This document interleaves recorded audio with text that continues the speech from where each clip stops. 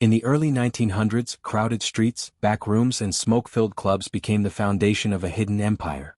One man studied every deal, every rivalry, every weakness, and turned disorder into structure. While others fought over corners, he mapped networks, negotiated alliances, and built systems that stretched across cities and industries. From immigrant tenements to boardroom-style meetings, power shifted quietly, guided by calculation and discipline. Law enforcement closed in, rivals plotted, and informants whispered, yet the machinery kept moving. This is the story of how strategy replaced chaos, how loyalty was engineered, and how a criminal organization became a national enterprise controlled by a single mind. The story of Charles Lucky Luciano is more than just the tale of a notorious crime boss. It's the story of a man who redefined the American Mafia and forever altered the criminal underworld. In the early 20th century, organized crime was still fragmented, chaotic, and driven by primitive, often violent instincts. But Luciano was different. His mind was razor-sharp, his ambition unparalleled, and his ability to navigate the complex, murky waters of crime was almost prophetic. For him, the Mafia wasn't just about guns and violence, it was about power, control, and, above all, order. Lucky Luciano's rise to power didn't come from sheer brutality or inherited wealth. Rather, it was a deliberate and calculated effort to transform the criminal world into a structured, profitable enterprise. He was a man of contradictions, a ruthless gangster who also understood the intricacies of human nature. He built alliances where others saw enemies, and he operated with a chilling detachment, viewing his actions through the lens of a businessman rather than a mobster. In Luciano's early years, life was a battle for survival. Born in 1897 in the poverty-stricken slums of New York's Lower East Side, he grew up in a world defined by harsh realities. His family, immigrants from Sicily, struggled to make ends meet. The streets, filled with crime, racial tension, and economic hardship, became his formative battleground. Luciano quickly realized that survival in such a brutal world required more than just strength. It demanded intelligence and a cold heart. He learned early on that alliances, manipulation, and a keen understanding of human behavior would take him further than brute force ever could. His early years weren't defined by a singular, dramatic event but rather by an accumulation of experiences that shaped his psyche. Luciano was no stranger to the harshness of life, yet he displayed a remarkable calmness in the face of danger. This ability to stay composed in high-stress situations was a defining trait throughout his life. Unlike many others, Luciano didn't get caught up in the heat of the moment. He took a step back, observed the situation, and then made his move, always several steps ahead of everyone else. As he grew older, Luciano started making a name for himself on the streets. He was ambitious, smart, and incredibly ruthless when it came to achieving his goals. He quickly climbed the criminal ladder, forming connections with key figures in New York's underworld. But what truly set him apart from other mobsters was his ability to think beyond the immediate. While others focused on petty crimes, Luciano envisioned a grander scheme. He wasn't just in it for quick gains, he wanted to build something that would last. He wanted control, not just wealth. And the more he observed the world around him, the more he realized that in order to achieve this, he needed to change the way the Mafia operated. In the early days, the Mafia was a disjointed and often chaotic system. Each family operated independently, and violence was the primary means of settling disputes. It was a system that was always on the brink of collapse, teetering between alliances and betrayals. Luciano saw this and understood that in order to bring true power to the Mafia, he would need to reorganize it, transform it into something more efficient, more professional, and ultimately more enduring. He wasn't the first to see the potential of organizing crime, but he was undoubtedly the one who did it best. By forging strategic alliances with influential figures in both the criminal world and beyond, Luciano created a network that would allow him to control nearly every major illicit activity in the United States. His rise was not just about violence, it was about strategy, psychology, and the careful cultivation of relationships. Luciano had a rare ability to read people, to understand their motivations, and to manipulate them to his advantage. In many ways he was more of a corporate CEO than a traditional gangster. He built an empire not through sheer power, but by creating a system where everyone had a role and everyone benefited. His vision for the Mafia was one of efficiency and profitability, where the focus shifted from petty squabbles to large-scale, organized operations. This transformation didn't happen overnight, and it wasn't without resistance. Luciano's methods weren't universally accepted, and many of his contemporaries didn't appreciate his vision for the Mafia. They preferred the old ways, violent, chaotic, and fueled by individual ambition. But Luciano's approach was different. He understood that in order to survive, the Mafia had to evolve. It had to operate like a business. And for those who were willing to embrace this new vision, there were great rewards to be had. One of the most significant moves Luciano made early on was his alliance with other powerful Mafia figures. He wasn't interested in ruling by force alone.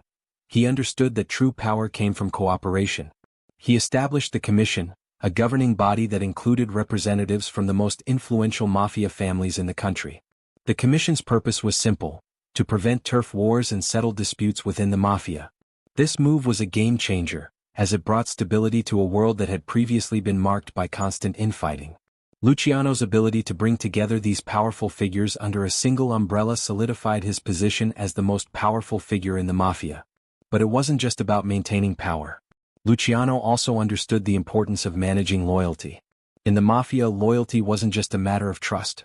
It was a matter of life and death. Betrayal was unforgivable, and Luciano made sure that his underlings knew the price of disloyalty. He used fear as a tool, but he also used it intelligently. He didn't rule with an iron fist for the sake of brutality.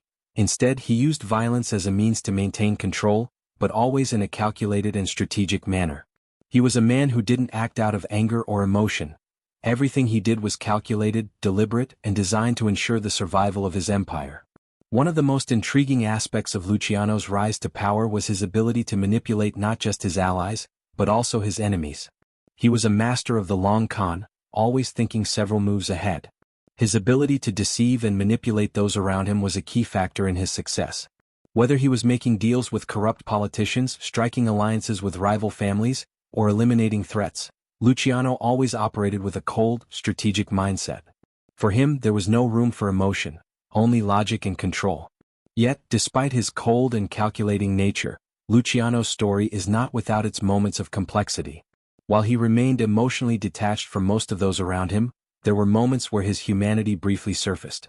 These fleeting moments offer a glimpse into the psychological complexity of a man who built his empire on a foundation of fear, manipulation, and loyalty. But even in these rare instances, Luciano remained focused on the bigger picture. He was a man who understood that emotions could cloud judgment, and that in the world of organized crime, it was survival that mattered most. Luciano's empire wasn't just about criminal activities, it was about power. And for Luciano, power wasn't just about being feared, it was about being respected. He understood that the key to long-lasting control was to ensure that everyone, from his allies to his enemies, understood his authority. His reputation was everything, and he carefully crafted it, knowing that perception was just as important as reality. In many ways, Luciano was a master of public relations. He knew how to make people believe in his power, and he knew how to use that perception to his advantage. But as Luciano's empire grew, so did the risks. The more powerful he became, the more threats emerged.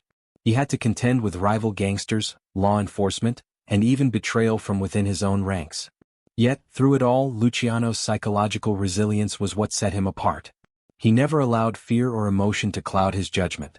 He remained focused on his goals, always thinking ahead, always anticipating the next move. By the time Luciano reached the pinnacle of his power, he had become a figurehead for a new era in organized crime. His ability to turn the Mafia into a business, his strategic mind, and his calculated manipulation of people made him one of the most influential figures in criminal history. But it was his psychological detachment, the ability to view the world not through the lens of emotion but of power, that made him truly formidable. Luciano wasn't just a mob boss, he was a mastermind, a man who understood that in the world of organized crime, the greatest weapon wasn't a gun, it was the mind. Before the rise of Charles "Lucky" Luciano, the American underworld was in disarray.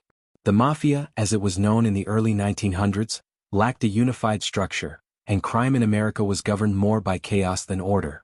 It was a time when power was fragmented, loyalties were fickle, and every mob family acted as if it were a kingdom unto itself. The men who ran these families were warlords, driven by a mix of raw ambition and violent instincts, but their reigns were often short-lived, filled with betrayals, territorial disputes, and violent clashes. The world of organized crime was still in its adolescence, still finding its way, and its future remained uncertain. In these early years, the Mafia was far from the sophisticated, multi-million-dollar criminal empire we recognize today. The streets of New York, Chicago, and other major cities were like battlefields, where various criminal factions fought for control of neighborhoods, gambling rings, bootlegging operations and smuggling routes. Mafia families were deeply entrenched in their individual territories, with little cooperation or central coordination. There was no overarching structure or system that united the various factions. It was a world of isolated fiefdoms, each ruled by its own warlord, often in violent competition with others. Loyalty was bought and sold at the drop of a hat, and betrayals were common, leading to a constant state of flux and danger. This environment, marked by lawlessness, unpredictable power shifts and anarchy, was fertile ground for a man like Luciano. But before he could emerge as a dominant force, the system needed to be broken. The lack of order, the endless infighting, and the absence of any cohesive plan for the Mafia's future were a perfect backdrop for someone with the vision to reshape it. At the time, the Mafia operated on a tribal basis, and as with all tribes, loyalty and respect were based on the individual leader's strength. Every family was an island with its own set of rules, and their leaders were often ruthless men who controlled their territories with fear and violence. What made the Mafia of the early 1900s different from later organized crime syndicates was the way in which crime itself was viewed. It was still very much a street-based operation, where the concept of crime as business was unheard of. Criminal enterprises were often carried out in a haphazard manner, driven by personal vendettas, emotional decisions and sudden violence. The idea of a professional criminal organization, a network of crime families cooperating with each other for mutual benefit, was a distant dream.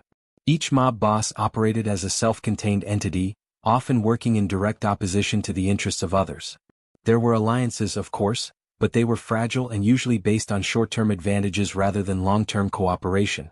In addition to the internal chaos, the Mafia faced external threats that made its existence even more precarious. The government, led by law enforcement agencies like the FBI and local police departments, was cracking down on organized crime. The 1920s saw prohibition enacted, and alcohol, which had previously been controlled by legitimate businesses, was now a highly lucrative black market commodity. The demand for illegal alcohol skyrocketed, and it quickly became one of the most profitable operations for the criminal underworld. But this new wealth also attracted the attention of law enforcement, and the Mafia had to fight a constant battle to evade arrest and prosecution.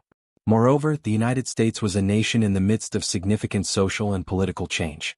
The early 1900s were marked by the rise of unions, new technologies, and a growing sense of unrest among the working class. Many of the Mafia families were deeply involved in union racketeering, using violence and intimidation to control labor movements. But this involvement in labor affairs also made them targets of reformers, politicians and law enforcement, who sought to dismantle the growing influence of organized crime. The public image of the Mafia, once a collection of rough-around-the-edges street thugs, was starting to evolve, and the pressure from external forces was mounting. For all the challenges they faced, the early Mafia leaders were not entirely without sophistication. They understood the value of secrecy and loyalty, and they relied heavily on these traits to build and maintain their power. The Mafia's code of silence, known as omerta, was the glue that held everything together. It was a moral and psychological code that emphasized loyalty to the family and demanded total obedience to the boss. Breaking the code was seen as one of the most unforgivable acts, and those who did were often met with brutal retribution. But even with omerta, the Mafia was not without its flaws. The lack of unity among families, the constant betrayals, and the absence of any true coordination between them left the organization vulnerable to external threats. Each family operated as a separate entity, and while this ensured local dominance, it also led to inefficiencies and a constant state of war between rival factions. The constant infighting not only eroded trust but also stifled the potential for greater profits and influence. It was a system that could not sustain itself for long, and Luciano knew this better than anyone. Luciano's rise came at a time when the Mafia was ripe for transformation. The chaos, the bloodshed, and the fragmented power dynamics were all signals that change was needed. Luciano recognized that to truly ascend to the top, he would have to take a different approach, one that involved not only surviving but reshaping the entire underworld. He understood that in order for the Mafia to thrive, it needed to evolve. The old ways of doing business, the endless battles for control, the constant power shifts, and the reliance on brute force, were no longer viable. Lucky Luciano's genius lay in his ability to see the bigger picture. He didn't just want power, he wanted to consolidate it. He saw that in order to truly control the American criminal empire, the Mafia needed a new set of rules. He envisioned a world where the Mafia could operate as a sophisticated organization, a vast network of families working together for shared profits and long-term success. His plan was revolutionary, but it required dismantling the very system that had allowed these families to grow in the first place. He wasn't just building an empire, he was constructing the foundation for an entirely new way of doing business, one that would not be based on bloodshed and emotional vendettas, but on strategy, cooperation, and calculated moves. Luciano realized that the old mafia system, despite its successes, was too chaotic to last. He believed that if he could create a central structure that unified all the families, it would not only ensure greater profits but also provide stability in a world full of external pressures and internal chaos. Thus, the chaotic, fragmented world of the mafia before Luciano was a perfect storm of opportunity. It was a time of instability, a time of lawlessness and infighting, and it was in this environment that Luciano found his chance to reshape the criminal world. The lack of organization, the constant battles for dominance, and the absence of any unified direction created the perfect conditions for someone with Luciano's vision to step in and seize control. But it wasn't just about taking power, it was about building something that would last, something that would endure. And that was exactly what Luciano was able to do. Charles Lucky Luciano's early life was not one marked by privilege or opportunity. Born into poverty in 1897, his world was a harsh one, shaped by the grueling realities of immigrant life in New York City. His family, originally from Sicily, had come to America in search of a better life, but they found themselves trapped in the cycle of poverty that defined many immigrant families at the time. Luciano's childhood was spent in the crowded, crime-ridden streets of the Lower East Side, an area that was notorious for its squalor, gang activity, and the constant pressure of survival. This was the environment in which Luciano would form his view of the world, one that would be shaped by the survival instinct, pragmatism, and a ruthless drive to achieve power at any cost. From an early age, Luciano was exposed to the harsh realities of life. He didn't have the luxury of innocence or idealism. Instead, he saw the world through a lens of opportunity and risk. His neighborhood was home to some of the most dangerous criminals in New York, and young Lucky learned quickly that in order to survive, he would need to become just as tough and cunning as those around him. He had no formal education beyond the basics, but what he lacked in schooling he made up for with street smarts and an uncanny ability to navigate the complex social dynamics of his environment. It was on these streets that Luciano developed the qualities that would serve him well throughout his life: ambition, a talent for negotiation, and most importantly, a psychological understanding of power. Growing up, Luciano was drawn to the criminal element in his neighborhood. Like many others, he saw crime as a means to escape the poverty that defined his existence. The streets offered the potential for quick money, power, and respect, all things that Luciano craved from an early age. However, what set him apart from many of the other young men involved in petty crime was his foresight and strategic thinking. Luciano wasn't content with small-time hustles or random acts of violence. He had bigger ambitions. He wasn't simply trying to survive, he wanted to rise to the top. While many of his peers were focused on short-term gains, Luciano was already thinking several moves ahead, calculating how he could build a criminal empire that would allow him to control vast territories and command respect from those around him. In his teens, Luciano's ambitions led him to become involved with some of the most influential figures in the Mafia, including the notorious gangster Arnold Rothstein. Rothstein, a man who had made a name for himself in the world of illegal gambling, recognized Luciano's potential and took him under his wing.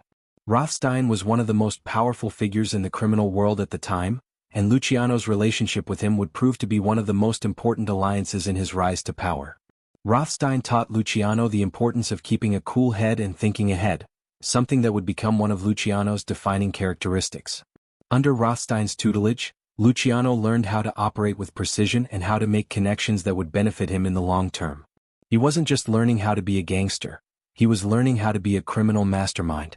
By his early 20s, Luciano had already established himself as a formidable force in the New York underworld. He had begun to form alliances with other young men in the Mafia, creating a network of loyal supporters who would help him secure his position at the top. But while others focused on their own individual territories and criminal enterprises, Luciano was already thinking about how to consolidate power across the entire city. He realized that the Mafia needed to evolve from a collection of isolated families into a unified, organized structure, something that no one had attempted before. While the other mob bosses were still fighting over turf, Luciano was laying the groundwork for a larger, more systematic plan. He wasn't just interested in controlling the Lower East Side or one section of New York. He wanted to control everything. Luciano's early years were also marked by a growing recognition of the value of loyalty and the power of fear.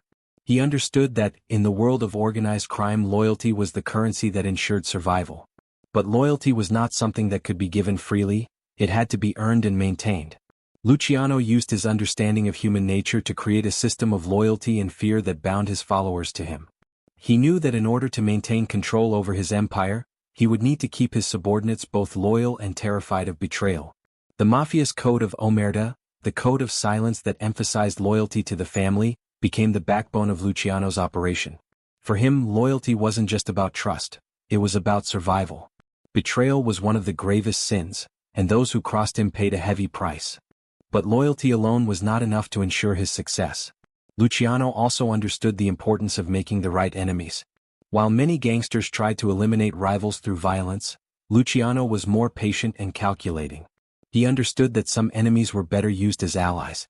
Rather than eliminating everyone who stood in his way, Luciano made strategic decisions to turn rivals into partners.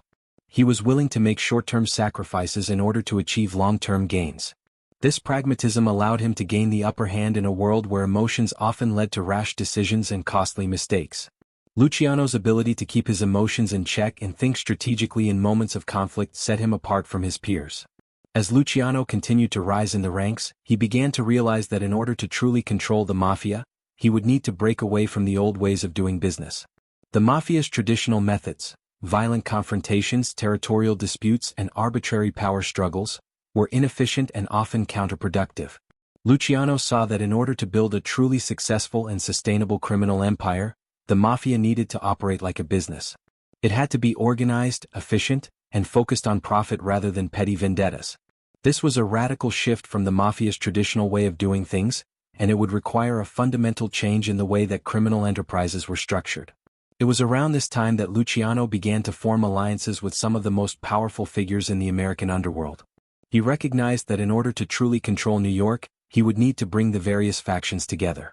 Rather than operating as isolated families, Luciano wanted to create a unified mafia that would be more powerful than the sum of its parts. He saw the potential to turn the Mafia into a well-oiled machine that could dominate the criminal world, and he began to use his strategic alliances to build the foundation of what would eventually become the Commission, a governing body that would oversee the activities of all the major Mafia families. Luciano's strategic vision was already coming to fruition, but it wasn't without challenges. As his power grew, so did the number of enemies he made. Rival mob bosses, wary of Luciano's ambitions, began to see him as a threat to their own power. But rather than seeing this as a direct confrontation, Luciano approached these rivalries with a sense of detachment and calm. He was playing a much longer game than anyone else, and he was willing to let his rivals underestimate him. He knew that in time he would win them over, or, if necessary, eliminate them without drawing too much attention to himself. By the time Luciano was in his mid-20s, he had already transformed from a street kid with big dreams into one of the most powerful figures in the New York underworld. He had begun to gain the respect of the most influential men in the Mafia, and his reputation as a calculating, strategic mastermind was growing. But he was just getting started. Luciano knew that the true test of his power was yet to come. He understood that in order to achieve his ultimate goal of ruling the American Mafia, he would need to take the next step. He would need to consolidate his power and create an organized, efficient Mafia that could operate across the entire country. This would require more than just alliances and loyalty, it would require a complete rethinking of how the Mafia operated. And Luciano was prepared to do whatever it took to bring his vision to life. In the years following his rise through the ranks of New York's underworld, Luciano began to realize that if he truly wanted to dominate the criminal empire and reshape the Mafia as he envisioned, he would need to do more than just hold power in a traditional sense. He wasn't just aiming to be a kingpin of one street or neighborhood. He intended to revolutionize the way organized crime operated in America. He saw the potential for the Mafia to grow into a cohesive, well-oiled machine that could operate across borders, dealing in everything from gambling to bootlegging to labor racketeering. But for this vision to come to fruition, he would need to break away from the fragmented, chaotic system that had defined the Mafia up until that point. The first significant move Luciano made in his quest to build an empire was his realization that the Mafia needed a formalized structure. For years, Mafia families operated independently, often in competition with one another. Loyalty was bought with blood, and territorial disputes were settled through violent confrontations. These family-centric operations worked on a small scale, but they were not equipped for the level of influence Luciano wanted to exert. He envisioned an organization that was unified, with a clear hierarchy and system of operations, one that would allow for cooperation rather than constant conflict. One of the main problems Luciano recognized was the lack of coordination among the various mafia families. While there were loose alliances between some of the families, the infighting and territorial disputes often led to senseless violence and wasted resources. It wasn't just bad for business, it was dangerous. The constant bloodshed threatened to draw too much attention from law enforcement and political authorities, who were already beginning to crack down on organized crime. Luciano saw an opportunity to build something more stable and enduring by formalizing the structure of the mafia and putting an end to the petty infighting that had long plagued it. To achieve this, Luciano set about forging strategic alliances with other mafia families. He understood that in order to unite these rival factions, he would need to appeal to their interests and offer them something in return for their loyalty. Luciano was not just a thug, he was a master of negotiation and persuasion. He knew that power in the criminal world came not just from brute force but from the ability to forge beneficial partnerships. He wasn't just trying to become the boss of a single family, he wanted to control the entire underworld, and he needed the cooperation of other powerful figures to do so. One of the pivotal moments in Luciano's rise to power came with the creation of what would later be known as the Commission. This was a governing body that included the heads of all the major mafia families in the United States, and it became the cornerstone of Luciano's plan for unifying the mafia. The Commission wasn't just a power-sharing agreement, it was a system designed to keep the peace between families and ensure that all major operations were coordinated through one central body. For Luciano, the Commission was the key to consolidating his power and establishing a level of control that had never before been seen in the criminal world. The creation of the Commission marked a fundamental shift in the way the Mafia operated. No longer would families wage war against one another over territory or business interests. Instead, they would resolve disputes through a collective decision-making process. By doing this, Luciano was able to eliminate much of the chaos and violence that had defined the early days of the Mafia. The Commission allowed Luciano to control the flow of information and resources, ensuring that everyone involved in the Mafia system had a vested interest in keeping the peace and maintaining order. But Luciano's vision for the Mafia was not just about stopping internal conflict. He also recognized that in order to truly control the underworld, he needed to expand his reach and influence beyond New York. The criminal enterprise needed to be a national operation. This meant finding ways to expand into other cities and states, creating a network of criminal operations that spanned the entire country. Luciano was a master at identifying untapped markets and opportunities for growth. While many of the older mafia bosses were content with the status quo, Luciano was already thinking ahead, looking for ways to expand his empire and dominate new areas of business. One of the most important moves Luciano made in his quest to build a national crime syndicate was his involvement in the bootlegging business during Prohibition. When the 18th Amendment was passed in 1919, making alcohol illegal, it created a massive black market for booze. Luciano, with his sharp business acumen, saw an opportunity to control this market. He wasn't just looking to sell alcohol on the street corner like some of his competitors. He wanted to control the entire supply chain from production to distribution. Luciano's ability to turn Prohibition into a profitable enterprise was one of the defining moments of his career. He didn't just operate within New York. Luciano expanded his bootlegging operations into Chicago, Philadelphia, and other major cities, forming alliances with local gangsters to gain control of the alcohol trade. He quickly realized that by consolidating control over the alcohol market, he could create an enormous source of revenue for his growing empire. But he didn't stop there. He also realized that the alcohol trade could be used as a gateway to other illicit activities. Gambling, prostitution, and labor racketeering were all part of the criminal network that Luciano was building, and his ability to combine these different enterprises under one umbrella was a testament to his vision and organizational skills. Luciano's expansion into other criminal enterprises wasn't just about making money, it was about creating a system of interconnected operations that would support each other. By controlling various industries, he ensured that his power was not dependent on any one source of income. Whether it was alcohol, gambling, or unions, each aspect of his empire worked together to reinforce the others. This made Luciano's operation incredibly resilient and difficult for outsiders to disrupt. It was a level of sophistication and organization that the Mafia had never seen before. Luciano's ability to organize and streamline the Mafia's operations made him an unrivaled force in the criminal world. His leadership was characterized by an uncanny ability to see the bigger picture and make decisions that ensured long-term stability and profitability. He didn't just want power, he wanted control, and he knew that the key to maintaining control was creating a system that could survive without him.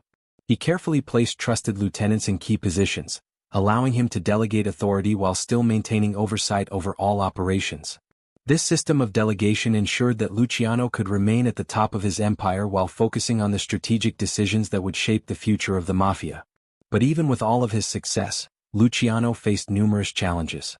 His growing power made him a target for both rival gangsters and law enforcement. As his influence expanded, so did the number of people who wanted to take him down. Luciano's ability to deal with these threats was a testament to his resilience and resourcefulness.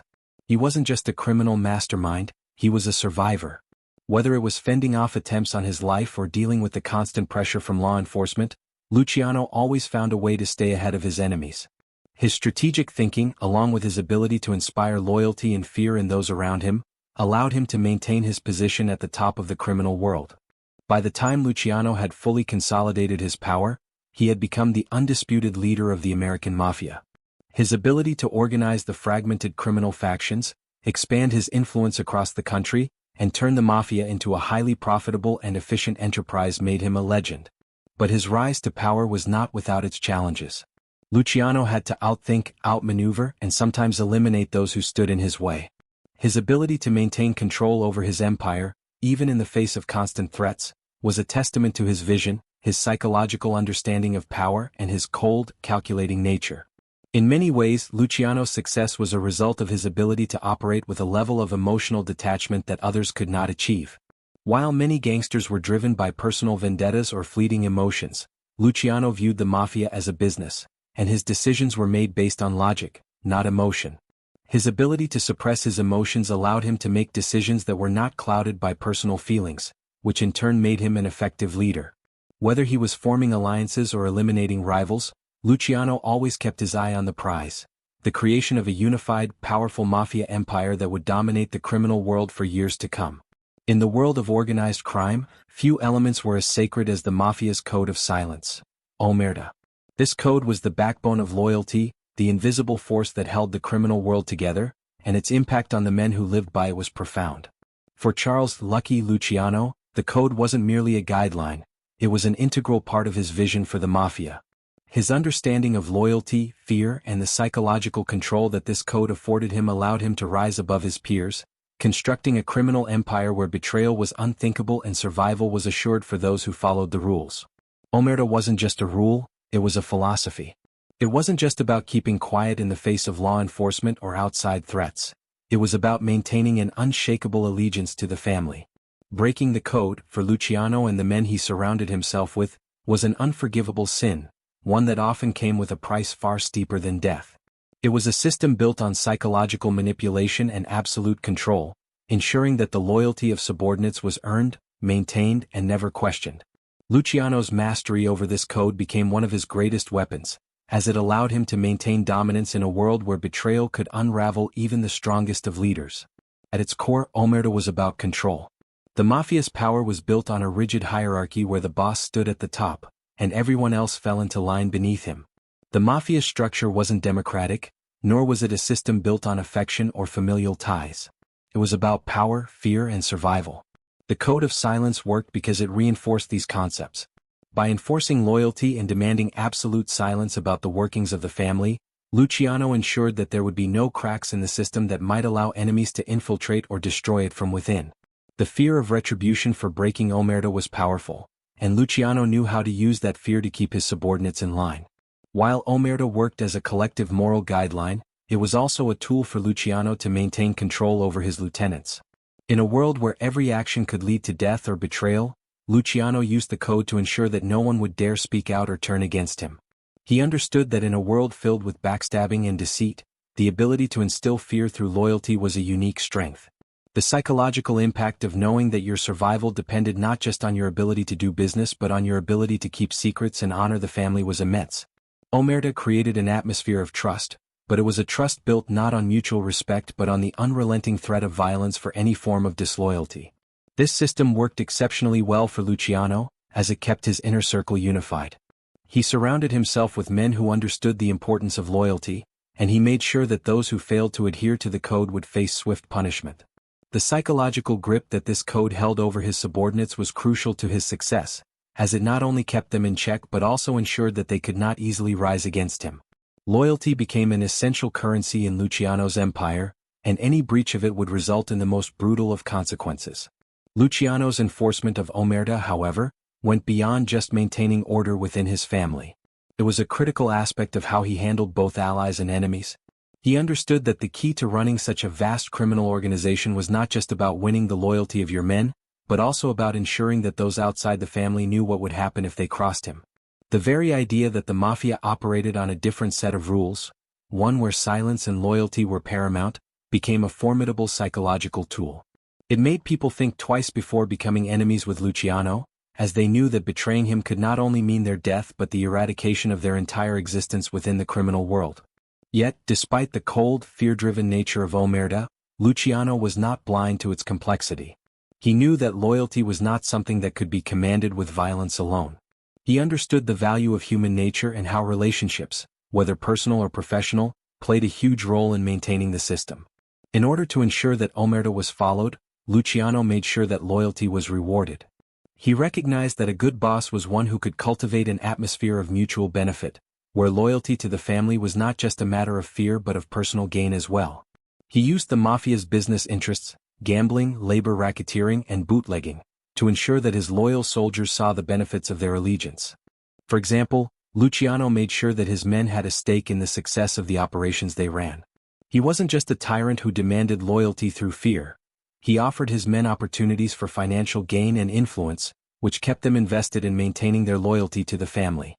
By turning the Mafia into a business, Luciano created a system where the rules of omerta were not only followed out of fear but also out of necessity.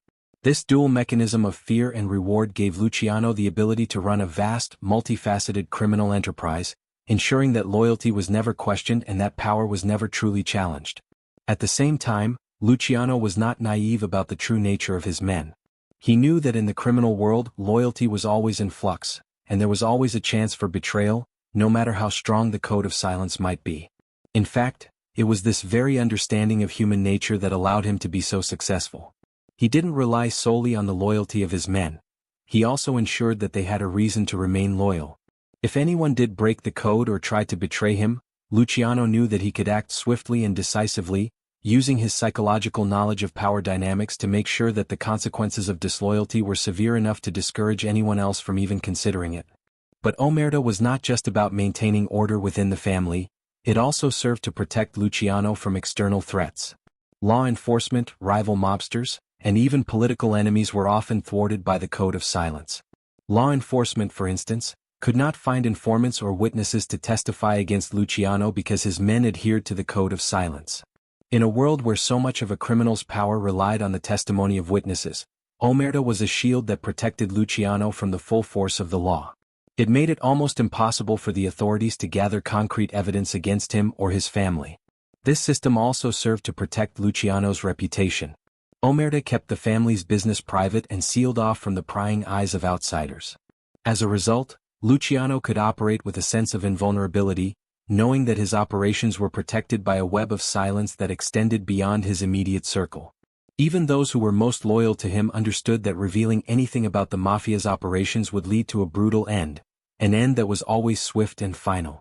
However, the code's greatest value for Luciano was how it maintained the psychological strength of his empire.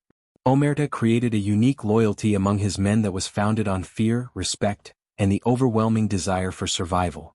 But at the same time, it ensured that no one within the organization would ever seek to undermine him, as the consequences were too dire.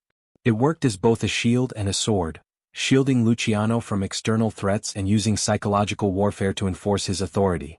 In the chaotic world of organized crime, where alliances were fragile and rivalries could erupt at any moment, omerta became the bedrock of Luciano's empire.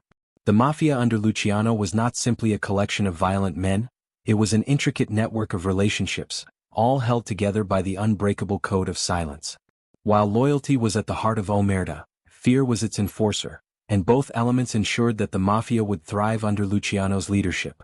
The psychological grip that omerta held on his men was unparalleled, creating a culture where loyalty was absolute and betrayal was simply unthinkable.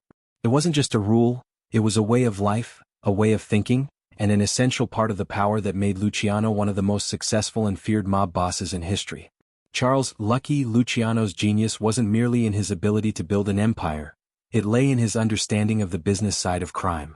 While most of his peers were focused on the traditional methods of mob rule, territorial disputes, physical intimidation, and brazen criminal acts, Luciano saw beyond the street-level violence.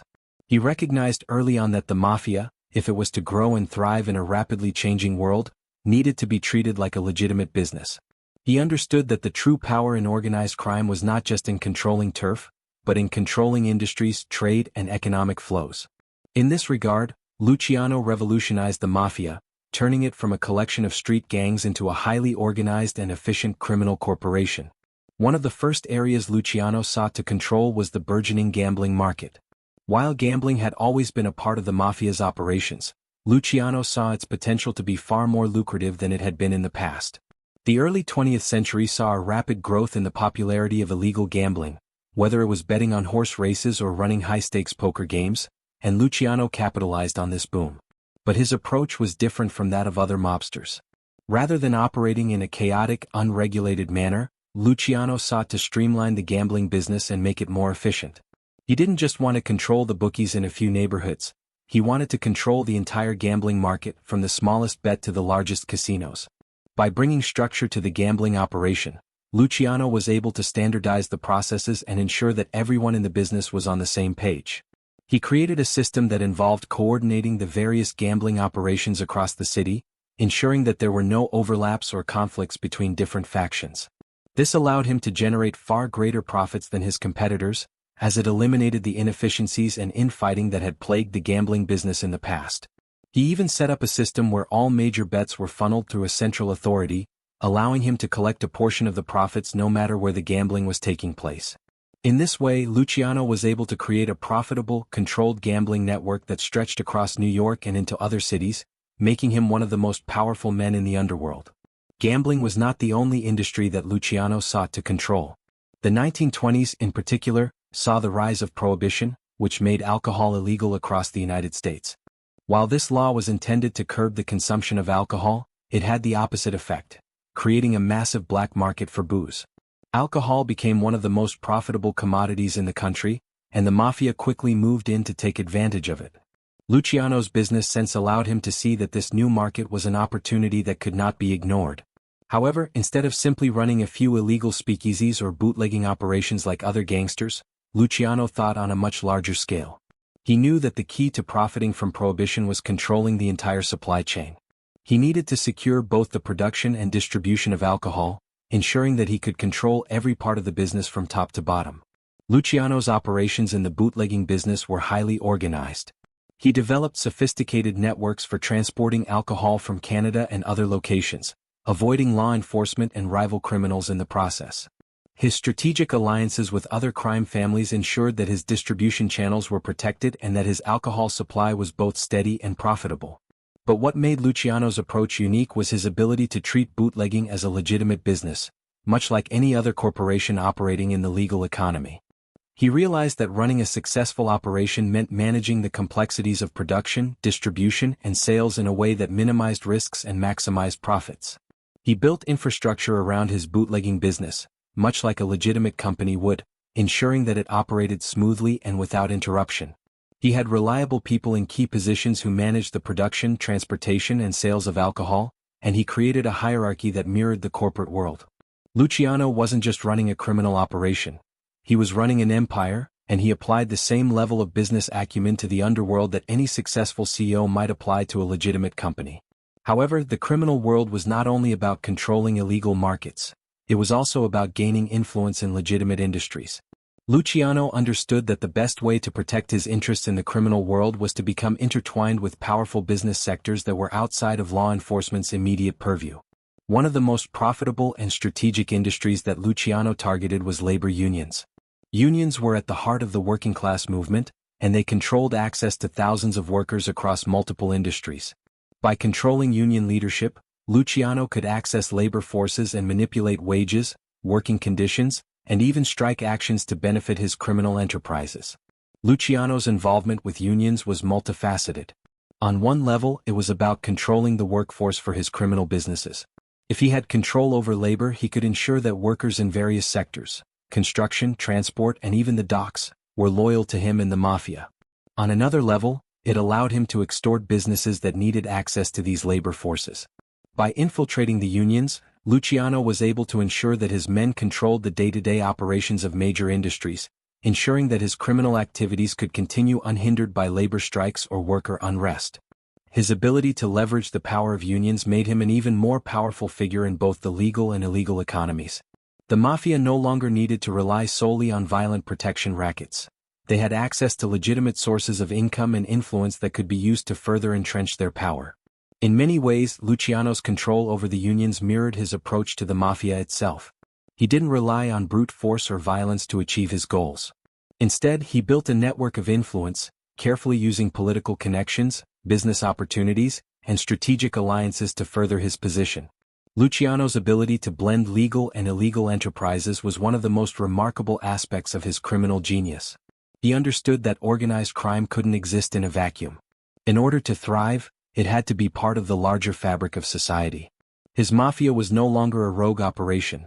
It was a legitimate force in the economy, integrated into everything from construction to transportation to entertainment. He had created a seamless system that spanned both the criminal and legitimate worlds, ensuring that the Mafia would continue to thrive in a changing social landscape. Luciano's expansion into legitimate industries didn't stop with labor unions. He also used his connections to gain access to the world of legitimate businesses, particularly in industries like gambling, nightclubs, and entertainment. By infiltrating these industries, he was able to create a web of legitimate fronts for his illegal operations. His relationships with politicians, businessmen, and other influential figures allowed him to use the legal economy to launder money, protect his interests, and build a reputation that was both feared and respected. For example, Luciano invested heavily in the nightclub and casino industries, especially as the public's appetite for entertainment and leisure grew during the 1920s and 1930s. He built relationships with influential figures in Hollywood and in the nightlife scene, ensuring that his operations were well protected from the authorities. His ability to move effortlessly between the worlds of crime and legitimate business made him nearly untouchable. While his enemies were bogged down in petty street fights and territorial wars, Luciano was already thinking beyond the physical violence and focusing on the broader economic picture. His ability to turn crime into a business model was a defining characteristic of his leadership.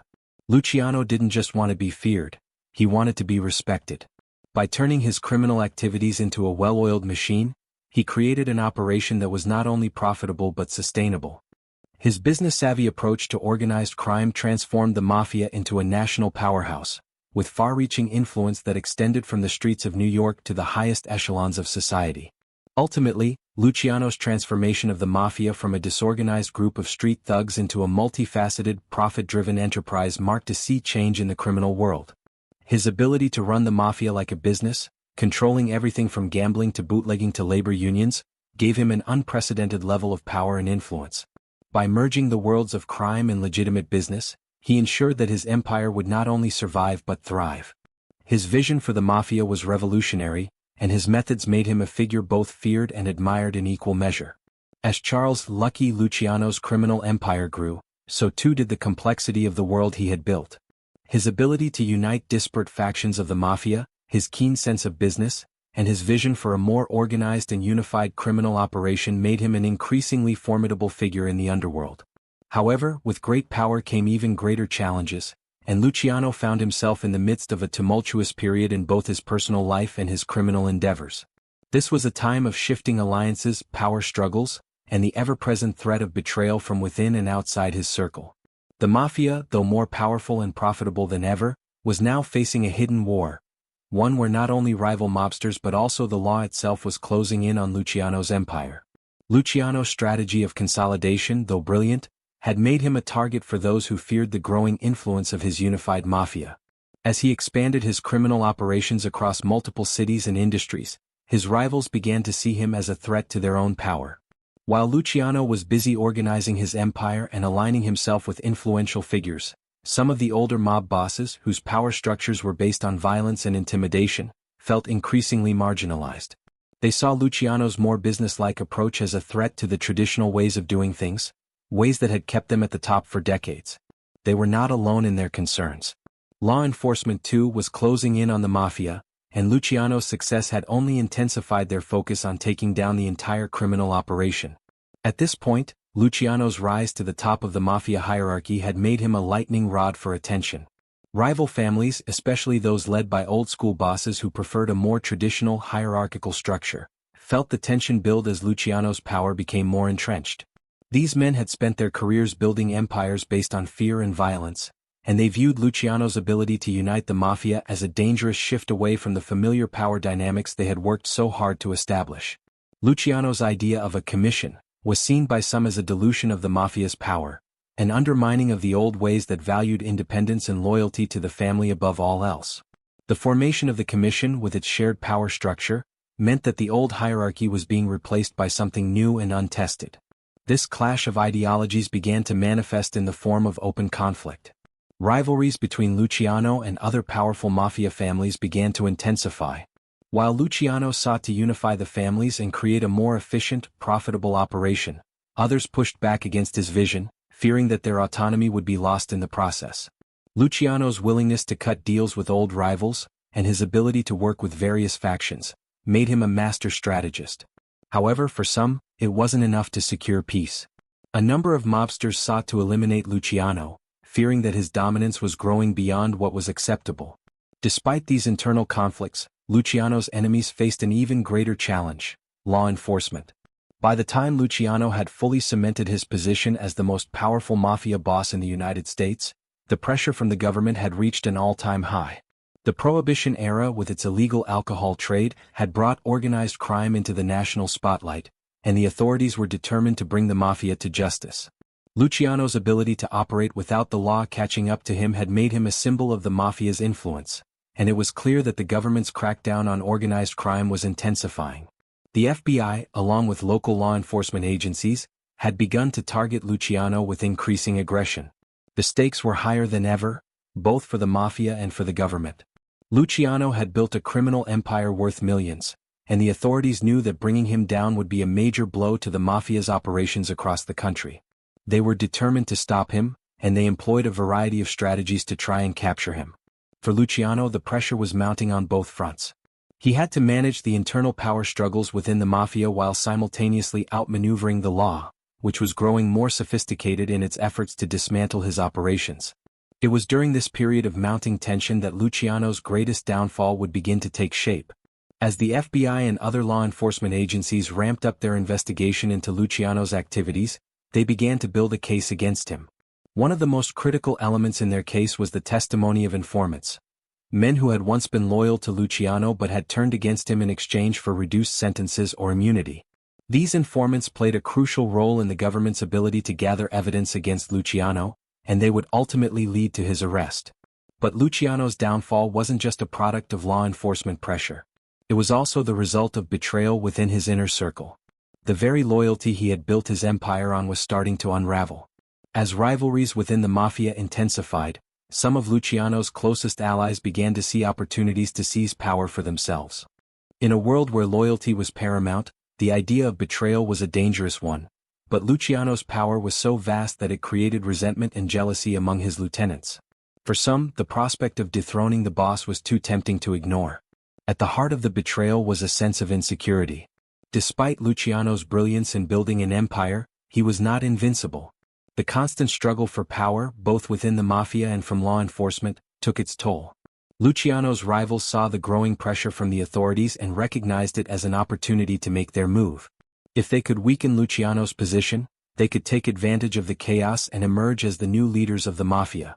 This internal conflict and external pressure culminated in Luciano's eventual arrest. It was a moment that would mark the beginning of the end of his reign.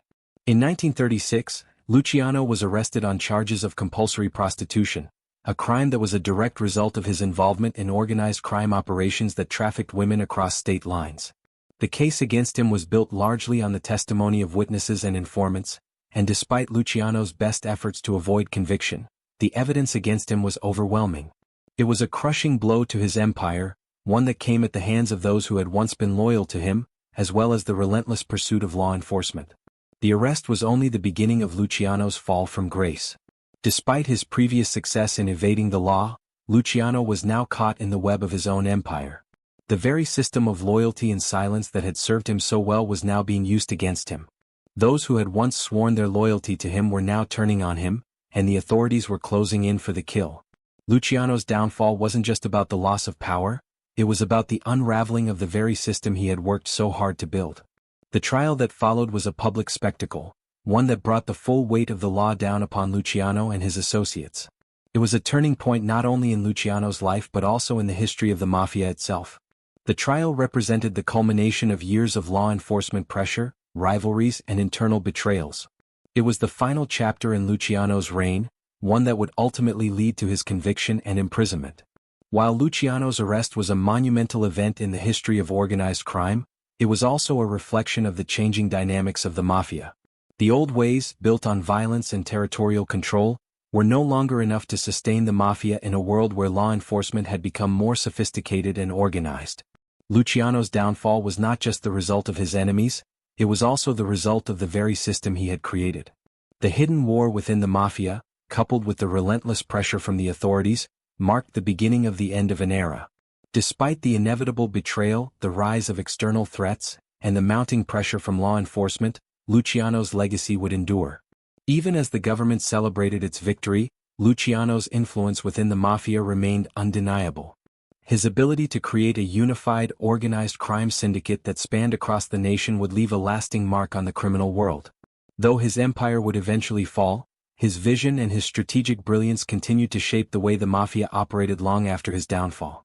As Charles Lucky Luciano's empire began to unravel, the legal and personal forces that sought to bring him down were relentless. His arrest in 1936, followed by a conviction, signaled the beginning of a new chapter in his life, one that would not only alter his fate but also redefine the future of organized crime in America. Despite the weight of his conviction and the collapse of his empire, Luciano's story was far from over. His prison sentence, which initially seemed like a death sentence for his influence, would reveal an entirely different side of his character. Instead of fading into obscurity, Luciano transformed once again, operating behind bars with the same cunning, authority, and ambition that had made him the most powerful figure in the Mafia. His ability to continue controlling his vast criminal empire, even while incarcerated, marked a unique chapter in the history of organized crime. Luciano's imprisonment was a significant blow, but it was not the end of his influence. Even from behind bars, he maintained a grip on the operations that had made him famous. His contacts, many of whom had been loyal to him for years, continued to carry out his orders. Luciano's reign did not end because he was physically confined. He found a new way to lead. His prison experience became an extension of the Mafia's broader operations, with Luciano at the center of a sprawling, decentralized network of criminal activity. The sheer scope of his influence, even in his diminished circumstances, was a testament to his power and foresight. It is often said that the true strength of a leader is revealed in moments of adversity. For Luciano, prison became a proving ground where his ability to adapt, survive, and thrive was tested. Unlike many other Mafia bosses who would have been rendered impotent by a prison sentence, Luciano used his time behind bars to solidify his power. While the authorities hoped that locking him away would stifle his influence, Luciano's mind was never truly behind bars. He remained a key player in the underworld, and his connections, both inside and outside of the prison system, enabled him to continue his operations from afar. One of Luciano's most significant achievements during this period was his ability to negotiate from prison. By the late 1930s and early 1940s, the American government had grown increasingly concerned about the rise of Nazi and fascist activities in Europe, and the United States was preparing for the possibility of entering World War II. The government knew that it would need all the help it could get to secure the nation's interests and prevent sabotage on the home front. It was during this time that Luciano's relationship with the government would be redefined, creating a unique alliance that would shape the rest of his life. While still in prison, Luciano was approached by the U.S. government with an unusual proposal. The government wanted to enlist Luciano's help in combating the Axis powers, particularly in preventing German spies from infiltrating the New York waterfront. In exchange for his assistance, Luciano was promised a lighter sentence and eventual release. Luciano, ever the pragmatist, saw an opportunity not just for personal freedom but also to reassert his power and influence over the Mafia. The deal was struck, and Luciano would go on to play a key role in the war effort, particularly in securing New York's ports for the Allied forces. Luciano's involvement in World War II was one of the most controversial aspects of his life. The government's decision to make an alliance with a notorious mobster like Luciano was a pragmatic one, but it also highlighted the complex and often morally ambiguous world in which Luciano operated. In exchange for his help in ensuring the security of the ports and preventing sabotage, Luciano's influence in the Mafia remained unchallenged, and his release from prison became a matter of when, not if.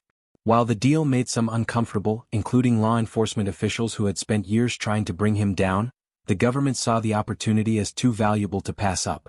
Luciano's role in the war effort was not just limited to securing New York's docks. He also helped coordinate efforts to suppress potential subversive activities within the city. His connections within the labor unions and his control over various sectors of the city's economy made him an invaluable asset. Luciano's ability to organize and exert control over such a vast network of people and resources helped ensure that the government had the support it needed to combat the growing threat of espionage and sabotage. It was a remarkable turn of events. Luciano, the criminal mastermind, was now working alongside the U.S. government to fight against the Axis powers. During this period, Luciano's role in the war effort proved to be both a boon and a burden for his criminal empire. While his cooperation with the government allowed him to retain his power, it also meant that Luciano had to make certain compromises. The lines between his criminal activities and his cooperation with the authorities were blurred, creating a unique, tenuous relationship between Luciano and those who had once been his enemies. The very same government that had imprisoned him was now relying on his expertise, knowledge and connections to further its war efforts. Luciano was once again proving that he was more than just a mob boss. He was a master of manipulation, negotiation and survival. Yet even as Luciano cooperated with the government, his personal life continued to unravel. His prison sentence had taken its toll on him, and his once immense power was beginning to fade. The Mafia itself was undergoing a transformation, and younger, more ambitious men were beginning to rise through the ranks, eyeing Luciano's throne. His long absence from the streets of New York and the criminal underworld meant that his influence was waning. The power vacuum that he had created in his absence left room for others to maneuver, and Luciano's hold on his empire was no longer as firm as it had once been. As much as he had shaped the Mafia, Luciano had also unknowingly set the stage for the eventual rise of new players who would challenge the old guard. Luciano's eventual release from prison came in 1946, after serving just over 10 years of his sentence. It was a bittersweet victory. While he had won his freedom, the world he had once dominated had changed. The new wave of Mafia bosses that had emerged during his absence were not content to simply fall in line behind the man who had built the empire. Luciano had been one of the most brilliant and ruthless leaders in the history of organized crime, but the world was moving on. In the years following his release, Luciano lived in exile in Italy, where he would attempt to rekindle his influence in the Mafia but found it increasingly difficult to reclaim the power he once held. Living in Italy, Luciano's life took on a strange, almost tragic quality. The man who had once controlled the most powerful criminal network in the world was now far from the action. The Mafia in America had evolved in ways that even Luciano had not anticipated. While his name still carried weight, his ability to influence events from across the Atlantic was limited. His presence in Italy was a reminder of the costs of power, the sacrifices, betrayals, and compromises that had shaped his life. It was also a reminder of the inevitability of change. Even the most powerful men are eventually outpaced by time, and Luciano, despite his remarkable legacy, could not escape the changing tides of both the Mafia and the world at large. In his later years, Luciano became a more reclusive figure, reflecting on the empire he had built and lost. His health began to deteriorate, and he spent his final years in relative obscurity compared to his former glory. Luciano died in 1962 at the age of 64 in Naples, Italy from a heart attack. His death marked the end of an era in the history of organized crime, but his influence lived on. The strategies he implemented, the alliances he forged, and the systems he built became the foundation for the modern Mafia. Even in his exile, Luciano's legacy was undeniable. His methods and approach to organized crime would continue to shape the Mafia for decades to come. Luciano's life was one of paradoxes. He was a criminal genius who achieved unprecedented power, only to see it slip away through betrayal, time, and changing circumstances. Yet, through it all, Luciano demonstrated an extraordinary resilience and an uncanny ability to adapt. He was not just a mob boss, he was a survivor, a master of both the streets and the corridors of power. His life, from his rise to power to his fall and eventual exile, was a testament to the complexities of loyalty, ambition, and survival in the underworld. His story remains one of the most compelling in the annals of organized crime, and his influence on the Mafia continues to be felt long after his death. Luciano's arrest in 1936 had already marked the beginning of the end for his reign, but what followed was a deeper unraveling of the man, his empire, and everything he had meticulously built. His trial, which captured the public's imagination and exposed the vast machinery of organized crime, was only the start of a long and painful descent. The sense of inevitability was palpable. For a man who had ruled with such ruthless precision, to now find himself at the mercy of the courts was a sharp contrast to the power he had once wielded. The trial was a public spectacle, designed not only to dismantle his criminal empire but also to send a message to anyone else who might be daring enough to challenge the authority of the state. At the center of the trial was Luciano's charge of compulsory prostitution, an accusation that was essentially an indictment of his control over the vice trade, which had been a cornerstone of his operations. The authorities had gathered evidence from various sources, including testimony from witnesses who had once worked for Luciano, as well as intercepted communications and wiretaps. The prosecution presented Luciano as the mastermind behind a vast criminal enterprise, one that spanned multiple cities and involved everything from gambling to drug trafficking, labor racketeering, and, of course, prostitution. The charges were serious and the case against him was robust. The law enforcement agencies, having spent years gathering evidence, were now confident they could bring down the most powerful man in the American Mafia. Luciano's legal team fought back fiercely, using every tool at their disposal to undermine the prosecution's case. His defense relied heavily on discrediting the witnesses, pointing out inconsistencies in their testimonies, and arguing that the government was using a smear campaign to take down a man who had simply been operating within the boundaries of a business model that had long existed in the criminal world. But the public was not swayed. The very fact that Luciano had been able to wield so much influence over the criminal underworld had made him a target, and there was little sympathy for the kingpin of the Mafia. His reputation, for better or worse, was sealed.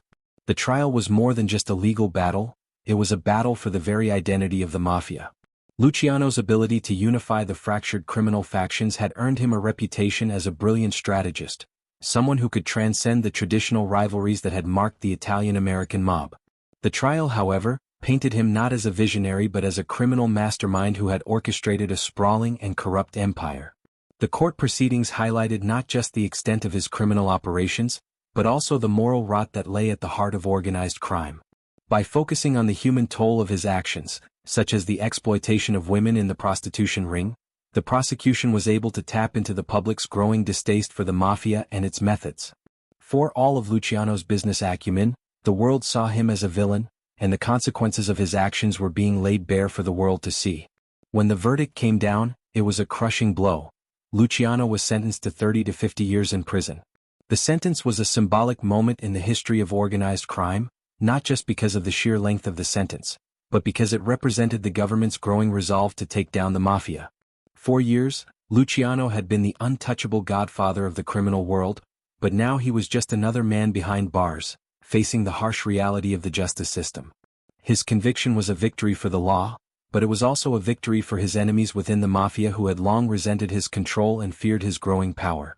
His downfall was not just the work of law enforcement, it was a culmination of internal power struggles and betrayals that had been festering for years. Yet even as Luciano was being carted off to prison, the story was far from over. The man who had once seemed invincible was now relegated to the status of a criminal in the eyes of the law, but behind the prison walls, his reign was not entirely over. Unlike most Mafia bosses, Luciano had the foresight to build a system that would continue to operate, even in his absence. His influence, it seemed, was not bound by the walls of a prison cell. The network he had created was so expansive and well-organized that his subordinates continued to carry out his orders, maintaining the operations he had established.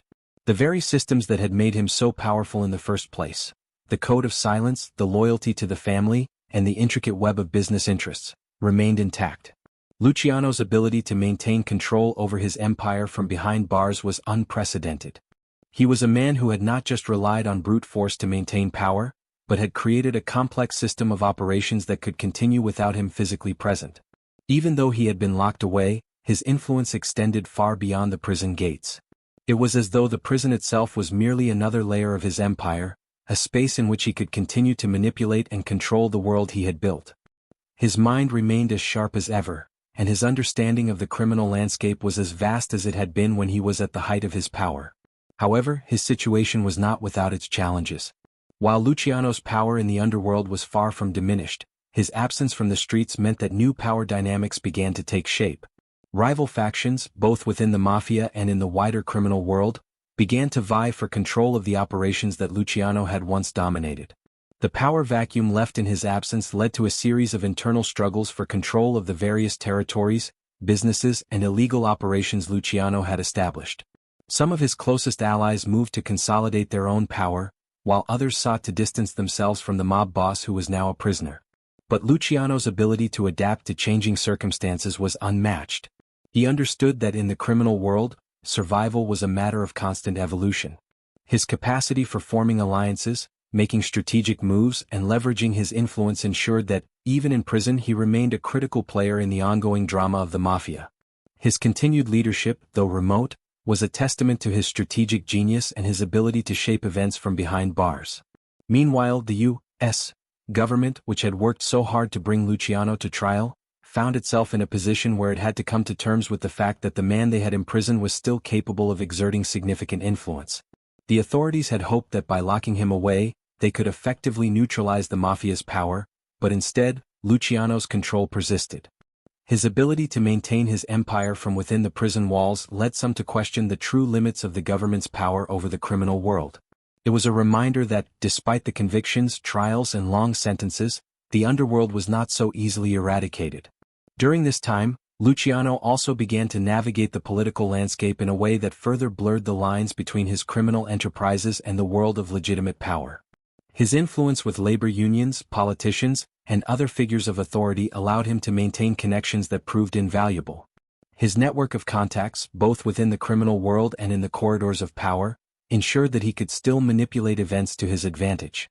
While his direct control over the streets of New York and the wider Mafia had been somewhat diminished, his role as an advisor and orchestrator of operations kept him firmly in the game. In the years that followed his conviction, Luciano's name continued to carry weight, both in the criminal world and in popular culture. His story, a tale of rise, fall, and survival, became a symbol of the Mafia's complex relationship with the law and society. He was no longer just the godfather of the underworld. He was a symbol of the Mafia's resilience, a figure whose influence transcended the boundaries of his prison cell. The myth of Luciano as the ultimate survivor, someone who could not be broken by the system, grew stronger with each passing year. Yet, as with all things in the Mafia world, the pendulum eventually swung in the opposite direction. While Luciano continued to operate behind the scenes, his influence began to wane as new figures, shaped by his legacy but unburdened by his flaws, emerged to take control of the Mafia. His empire, though still formidable, was now fragmented, and the new generation of mobsters had different methods, different priorities, and a different view of loyalty and power. Luciano's eventual release from prison in 1946 was a bittersweet moment. The world had changed and so had the Mafia. While his influence was still felt, it was no longer the unshakable force it had once been. The man who had built the American Mafia into an empire, only to be brought down by a combination of external pressure and internal betrayal, was now forced to contend with the reality that his legacy was evolving without him. His release, though triumphant in some ways, also marked the end of an era, a passing of the torch to a new generation of criminals who would go on to redefine the Mafia in their own image. In many ways, Luciano's time in prison marked a profound shift in the nature of organized crime. It was a reminder that even the most powerful figures in the criminal world were not immune to the forces of time, law, and betrayal. His eventual return to Italy, where he spent his final years in relative obscurity, underscored the distance between his once uncontested reign and the world that had left him behind. Yet, even in his final years, Luciano's story remained one of the most captivating in the annals of organized crime, a testament to the complex interplay between power, loyalty, and survival. The trial of Charles Lucky Luciano was not just another legal proceeding. It was a moment that encapsulated the rise and fall of a criminal empire, a point of no return for Luciano and his Mafia. The courtroom became the stage for a dramatic spectacle, one where the stakes could not have been higher, not only for Luciano himself but also for the entire underworld. The case against him was nothing short of a well-orchestrated attack, designed to break his hold over the criminal world. In many ways, the trial was a form of poetic justice. For years, Luciano had played the game of crime with masterful cunning, using his intelligence and connections to evade the law. But now, the very system he had outwitted for so long had finally caught up with him.